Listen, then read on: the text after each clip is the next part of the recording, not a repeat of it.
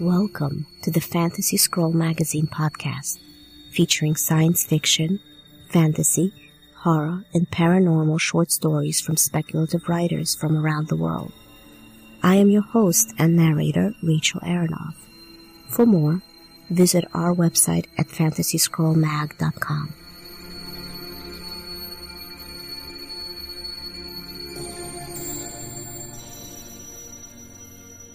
This is Episode 1, The City Dreams of Birdman by Emily B. Cataneo, originally published in Fantasy Scroll Magazine, issue number 5, in February of 2015.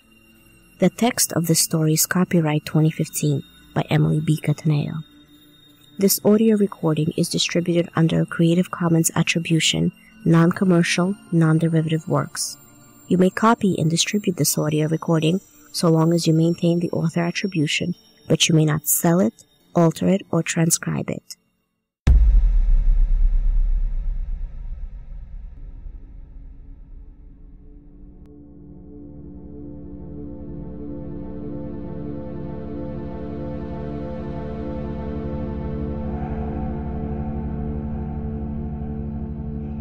Emily B. Cataneo is a writer of dark fantasy and horror. She's a 2013 graduate of the Odyssey Writing Workshop in Manchester, New Hampshire. Follow her adventures and misadventures at emilycataneo.com or on Twitter at Emily Cataneo. Emily grew up in New Hampshire and went to college in Boston for journalism. She spent her first 2 years out of school working full-time as a reporter, and she left her job to go to Odyssey. She moved to Berlin, Germany in the fall of 2014 to write fiction and non-fiction and to explore, and now lives on the top floor of a pre-both wars former tenement building. You can spot one of her stories by searching for the following motifs: winter, bones, female friendships, the Victorian occult, super anxious characters, helplessness, or longing. Many of her stories are set in alternate versions of early modern 19th or 20th century Europe. She frequently draws on her traveling experiences while writing. When she's not feverishly writing fiction or non-fiction, you might find her riding her bike Hildegard, memorizing German vocabulary and teaching English to the children of Berlin.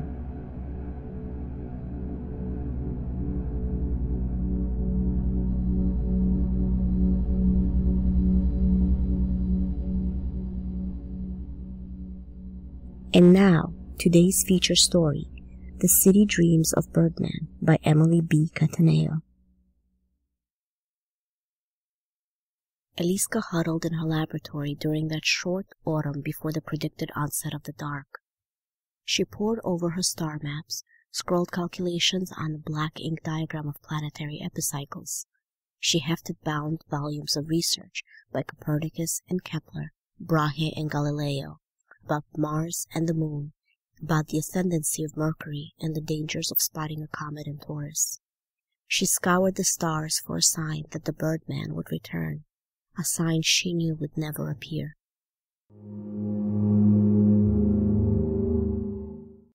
"7 days before the dark was predicted to sweep through the city, Eliska hunched over the Dutch spyglass she'd inherited from her father, charting yet another comet in Taurus. She was sucking on a piece of an Italian orange, the third to last she had left, and scratching with her quill when a hollow knock on the door echoed through her laboratory. Eliska threw her quill down. "Come in!"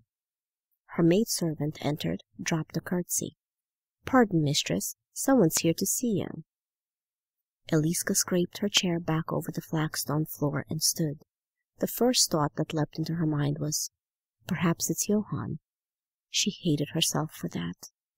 She hurried down the dark steps to her poorly lit antechamber. The man who turned from the mullioned windows was not Johann. This man was short, with black leather hip boots and snow in his hair. "Er's in Pesmet," she said. Her former apprentice had grown thin in the 5 years since she'd seen him. "What brings you here?" A smile appeared across Pesmet's face, and he clasped her hand with a man's assurance. "Well met, Mistress Knopf." "Did you wish to return to my service?" "On the contrary, I come as a messenger from the monastic order of the relics. I've been traveling the continent finding holy objects for them. and I've just returned from Vienna with something that we think will be of great interest to you." Pesmet pulled aside the window curtain and studied the dark world outside. "It involves the Birdman." Eliska waited. "It's not here," Pesmet said. "It's at the monastery, a half-day's ride." "The stars say the dark will arrive by Christmastide," Eliska said. "You know the Emperor requires that I continue researching the—" "You don't believe the Birdman will ever return?" "I didn't say—" "Come now, Eliska, I know you. But I've also seen the dark firsthand, in Styria and Austria. You must come with me. You must." Could she justify spending a day riding hard through the countryside to examine some charlatan's trick at the monastery? But she remembered Pesmet's boyish enthusiasm for her blue and gold inlaid models of the planets, his struggle to understand Jupiter's orbit. How could she shatter his faith that the Birdman would return in time to save them from the dark? And why should she stay in the city, at her telescope, searching the stars for a sign that she would never see? "Meet me at first light on the east side of the bridge," Eliska said.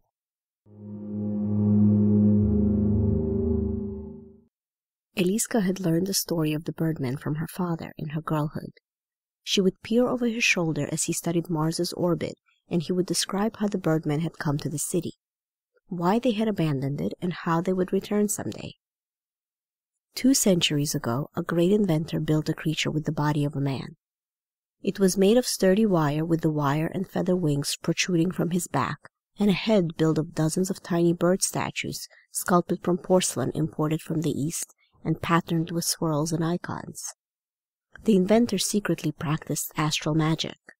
He invoked the power of the planets to give the Birdman life, then whispered, "Go forth and save the city." The Birdman flapped across the unpaved streets of the old town and rose between the wattle-roofed houses and the church spires. The Birdman plucked a child from between the wheels of a carriage. He visited a coughing woman's deathbed and brought roses back to her cheeks. He touched the face of a crying young lady in the market, and her smile lit up like a summer morning. He saved 2 bankers running from a mob, and a heartbroken old man about to jump from the black slate roof of Town Hall.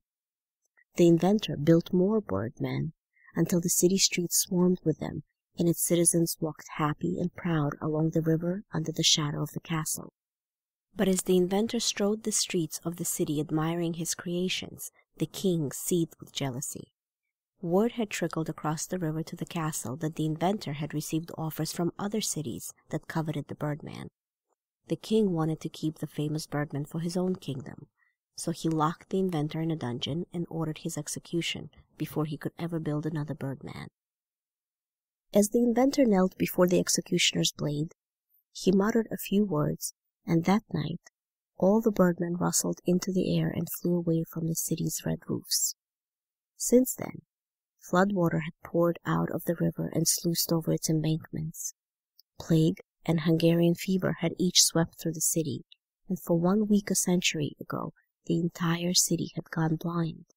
Its sons marched off to wars with the Turks or Austrians, and children died in the wombs of its daughters. For 2 centuries the imperial inventors had labored to build new Birdmen, and the imperial alchemists had tried to convert lumpy metal statues into shining gold saviors, and the imperial astrologer had studied the stars, searching for a sign of the Birdman's return. "They will return, sweetling," Eliska's father would tell her, "and if they don't return, we will force them to return." But then her father had died pursuing the Birdman, and Eliska, barely a woman, her eyes swimming with tears, had told her mother she knew, deep in her gut, that the city saviors would never return. He was a fool to even try, she had said. And yet the emperor, discovering her prowess with the telescope, had appointed her the first woman imperial astrologer to replace her father. She resigned herself to a life in a laboratory.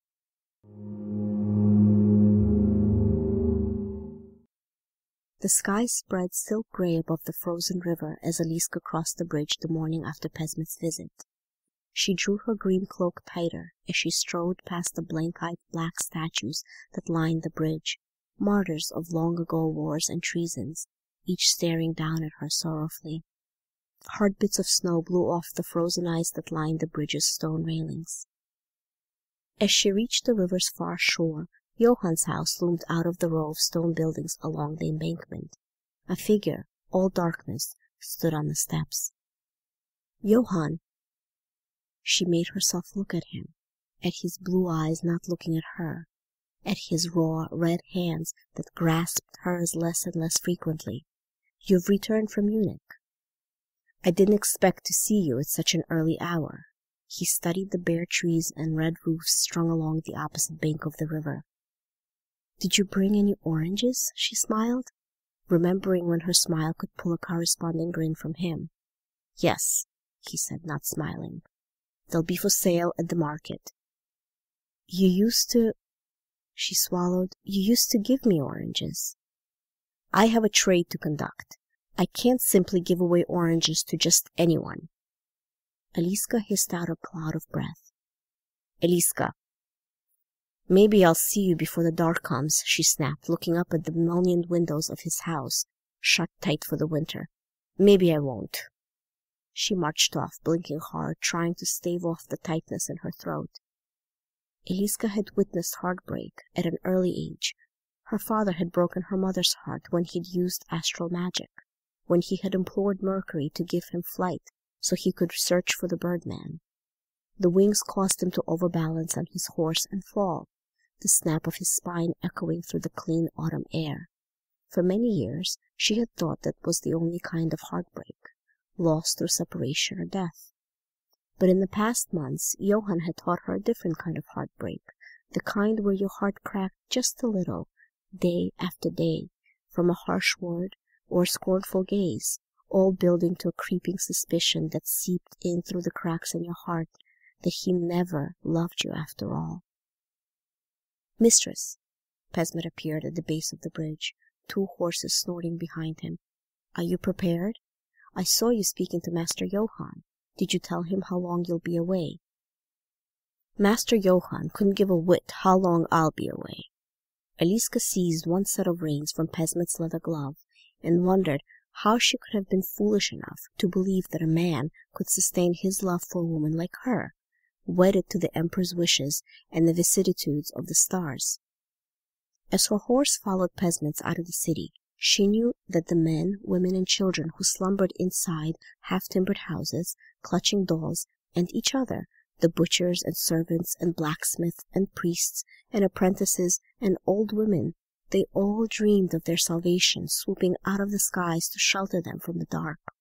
She had seen them walking the city streets, bumping into each other, because their noses pointed towards the sky, searching for a fluttering wing, the glint of a wire ribcage. The city dreams of Birdman, Eliska thought. They're all fools.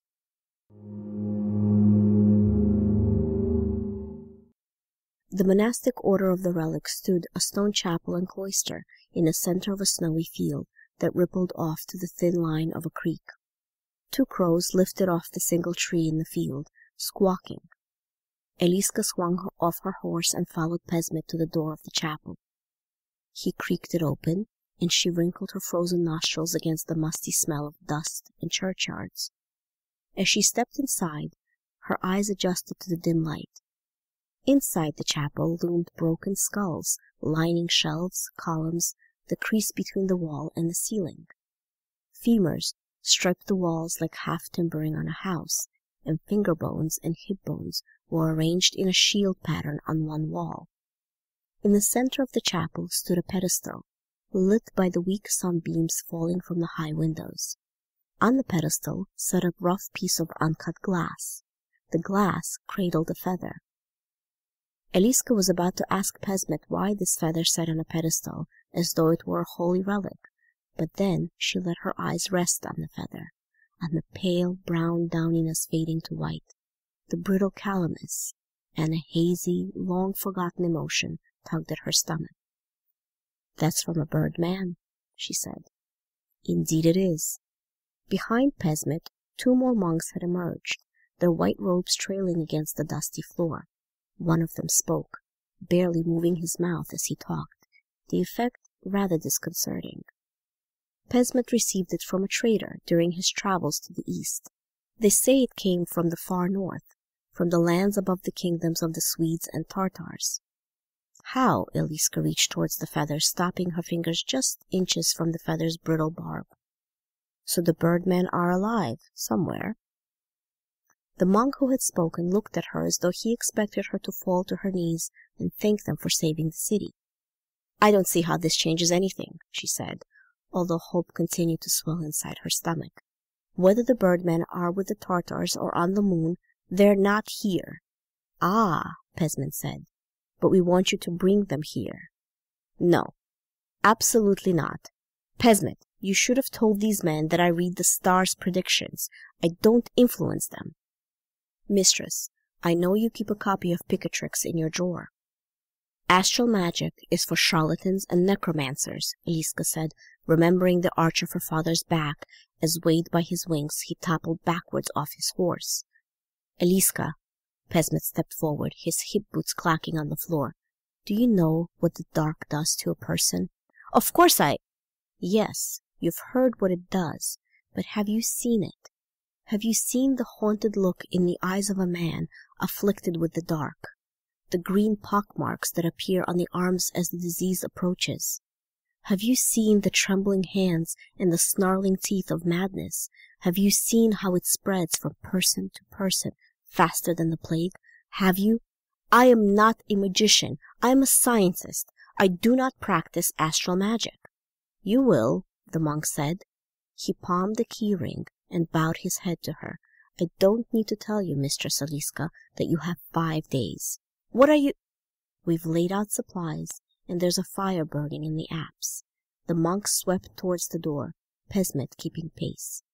Eliska raced after them, shouting curses on their order, but when she reached the top of the stairs, they had already shut and bolted the door behind them.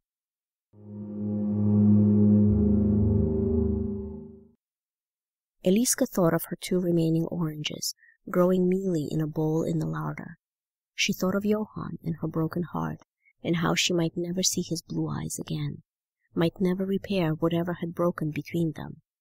She thought of how she only had 4 days to escape from the monks and return to the city before its blank-eyed statues, its frozen river, and black-spired cathedrals fell under the dark. But she wouldn't use astral magic, either to escape or to summon the birdman. She wasn't a witch. If her father's death had taught her anything, it was that influencing the stars never worked how you expected, that astral magic always slithered and coiled around your ankle or wrist or throat while you were busy admiring the results. The chapel door creaked open, and Pesmet shuffled in. She seized the glass and feather relic and held it over the fire. "Let me go, or I'll burn it." Pesmet stayed in the shadows by the door. "Have you begun work on the magic yet?" "I'll burn it." Eliska dangled the feather over the flame. Heat crawled up her hand. "Mistress, I don't believe you'll burn it." Pesmet blinked rapidly, just as he had when he was her apprentice, struggling to understand the concept. "I think, despite what you say, you want the birdman to return badly enough that you—" "Don't you challenge me," Eliska snarled. "Didn't you learn anything as my apprentice? Did I use astral magic to save my mother from the Hungarian fever, or to make myself an ordinary life? Or to make Johann love me again? But why not? Why not save our city? Astral magic never works as you expect it to. I taught you that. I've studied the stars, and the birdmen aren't coming back before the dark. They're simply not." "Eliska." Pesmet inclined his head toward her. "Why have you spent your entire life searching for signs that the birdmen might return?" "Because it's part of my duties as Imperial—" "I think, despite what you say, you still believe that they might save the city. I think it's because you secretly harbor that most heady of elixirs. Hope. When did you become such a scholar of human nature?" Eliska snarled. "That most heady of elixirs? Did the monks teach you to say such things?" She stepped forward. "Let me go. I command you, "Stay back," Pesmet shouted, his voice edged with a new harshness. He stepped into the weak light seeping from the sole window. His arms were covered in pale green pockmarks, puckering his skin and matting his arm hair. Eliska snatched up her cloak and pressed the corner over her mouth.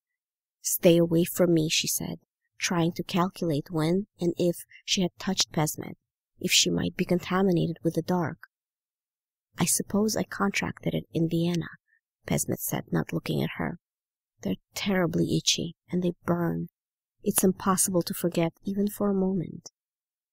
Eliska pressed her hands against her stomach, withholding a comforting pat on the old apprentice's arm. He was lost now, forever, and she knew she would never be able to touch him again. Pesmet walked from the chapel, his boots clicking on the stone floor. Eliska paced her room until the sun set. Based on what the imperial physicians knew of the dark, Pesmet had a day at most before the dark swept through his mind. Part of her mourned Pesmet, who she still saw as the eager boy studying star charts at her side, but part of her hated him and his monks for trapping her here in these waning days of her life. And a sliver of her wondered if perhaps Pesmet was right, if perhaps she wanted to race home and check the star charts because after all one cobweb corner of her heart hoped that the birdman might return.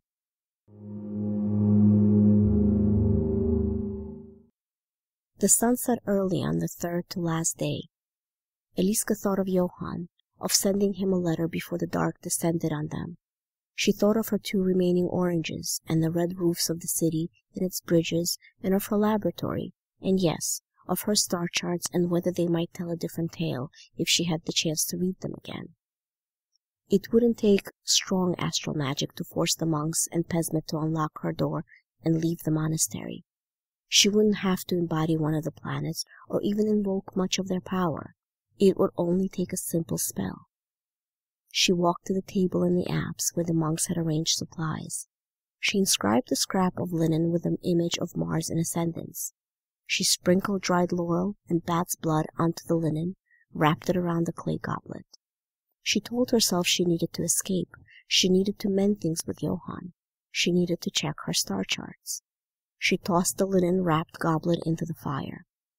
"Unlock the chapel door," she whispered, "and then leave. Walk away from here. Go anywhere." The fire hissed and spat crimson sparks. Smoke puffed into the room. Eliska coughed and her head pounded. She bent over the table and her body buzzed. Then the scrape of a lock echoed through the chapel.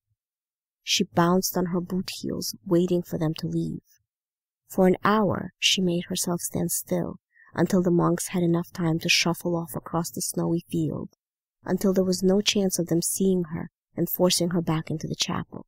She knocked over a chair as she raced to the door, but hesitated just before she pushed it open.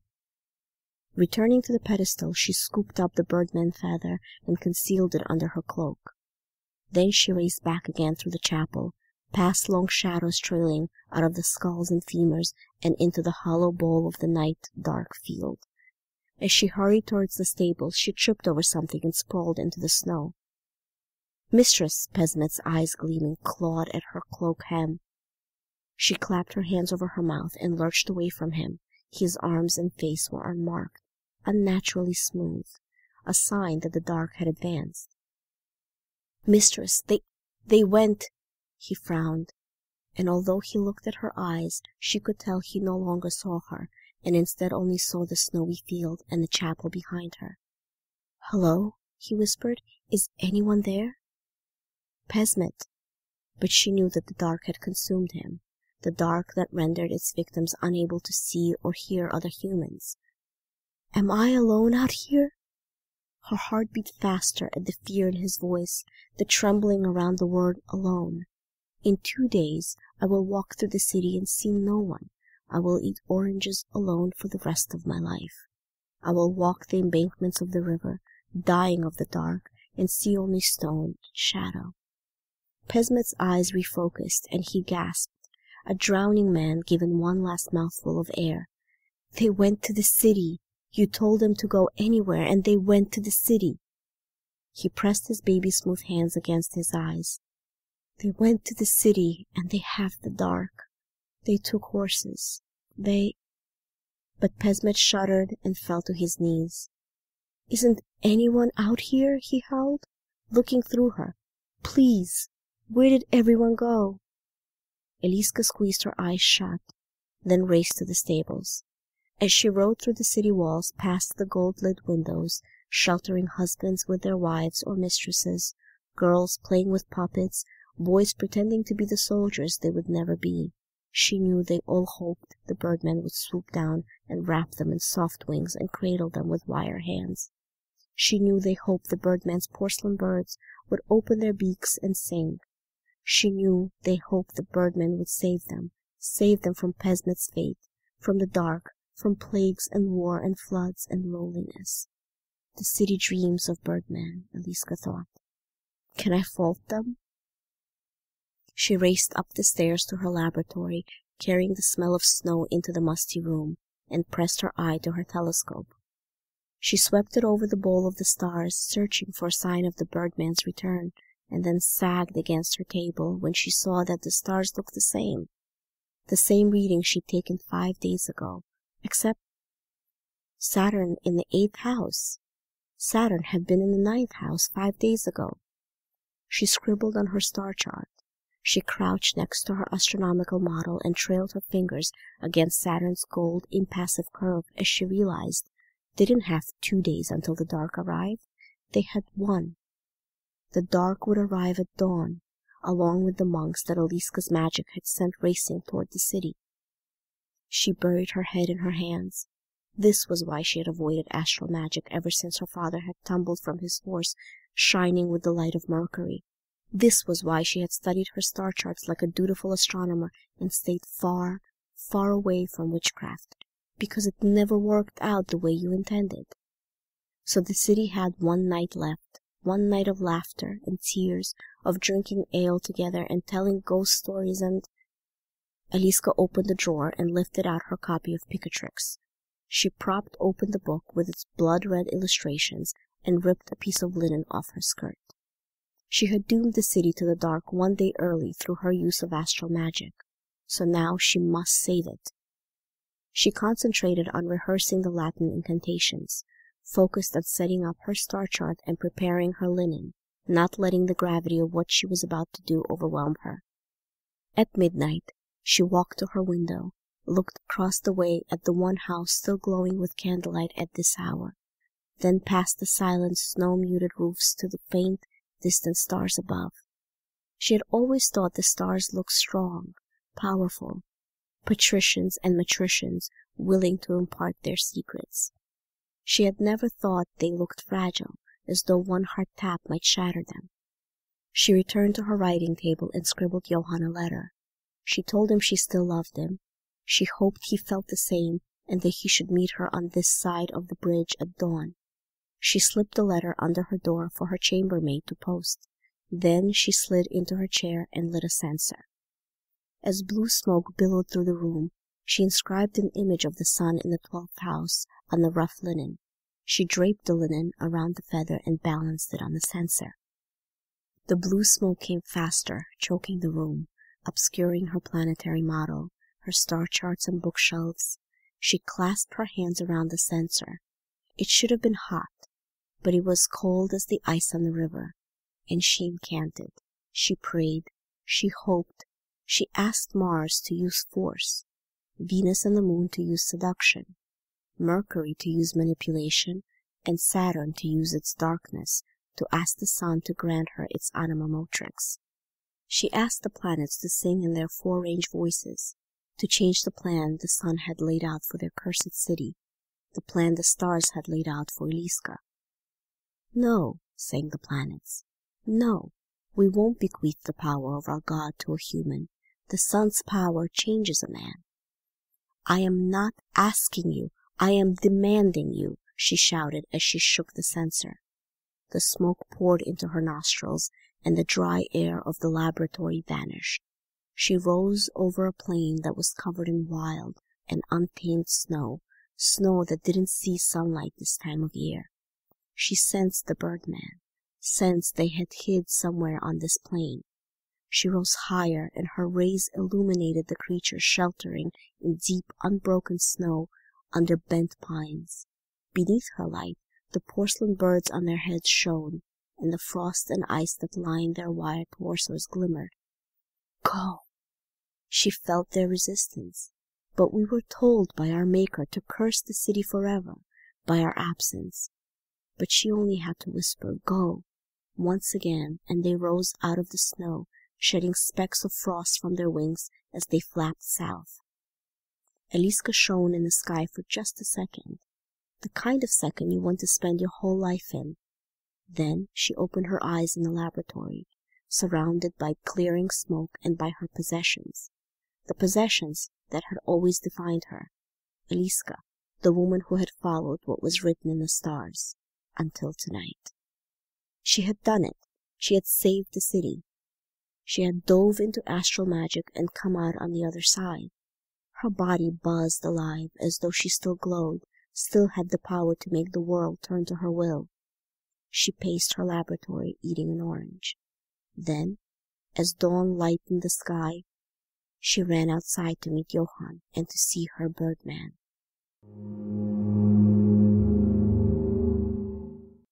Snow fell outdoors, fat white flakes blanketing the cobblestones of Golden Lane, obscuring the castle on the hill above her. She raced through the streets, her boots slipping towards the shouts echoing from the riverbanks. She stopped on the white steps that led down the hill away from her laboratory and the castle. A dark crowd congregated on both sides of the silver-iced river, milling in the falling snow, streaming over the bridge between the blank-eyed statues. "The Birdman!" shouted a man. "They've come! We're saved!" Cries of "We're saved! Praise the Birdman!" rose through the crowd. Eliska craned her head toward the sky. All she saw? Fat flakes of snow drifting through lavender dawn. Eliska drew her green cloak closer around her and surveyed the crowd standing 10 deep along the frozen river. Every face looked up at the falling snow as though looking upon a lover returned from the Holy Land, or a castle containing their heart's desire. Some fell to their knees, weeping, curling into balls as though wings embraced them. Others held children towards the sky, held hands with grandmothers, brothers, and sisters. "Eliska!" The imperial physician raced down the steps toward her, his cheek ruddy and his eyes glistening. "It's a miracle!" "I don't!" Eliska blinked snow off her eyelashes. "I don't see them." "What do you mean?" The imperial physician laughed, a giddy, childish laugh, and held his arms towards the sky. His feet lifted off the ground, and he soared towards the river, buoyed by nothing, as he twisted like a marionette and laughed like a little boy. The city laughed and cheered and cried tears of relief. She scanned the cluster of people near the bridge. No blue-eyed trader waited there. Instead, one of the monks she had banished from the monastery stumbled through the crowd. The dark had arrived in the city. Why weren't the Birdmen swooping down to protect her too? Why couldn't she see them? Why didn't they exist for her? Why had Johann stopped loving her? She trained her eyes on the empty snowy sky leading to the dark spires of Old Town Square, and raised her arm, a bare arm that emanated a silvery light, as though she still glowed with the power of the sun. "The sun's power changes a man," the planets had said. She couldn't see the Birdman because right now, flush with the glow of the planet's magic, she wasn't part of the city. Perhaps she wasn't even human. She had saved the city, but she had doomed herself. Eliska squeezed her eyes shut and thought. Imagine Johann's window creaking open, and imagine him bringing you basket upon basket of oranges, until oranges spill out of your laboratory and cascade down the stairs. Imagine sun striking the black spires and gold spheres atop the cathedrals, sending the city into a bright interplay of light and shadow and tomorrow. Imagine the skin on your arms isn't prickling, itching, burning beneath your green cloak. Imagine that you can change the fate that the stars have written for you. Imagine the Birdmen are swooping around you too, folding you in their wings, singing with their porcelain statues on their heads, sheltering you from the dark forever and ever. When she opened her eyes, something pale brown had stuck to her cloak. She pinched it between 2 fingers. It was a soft, wispy feather, really nothing more than a piece of down. Eliska pressed her feather to her lips and pretended that any moment now she would see Birdman in the falling snow. The end.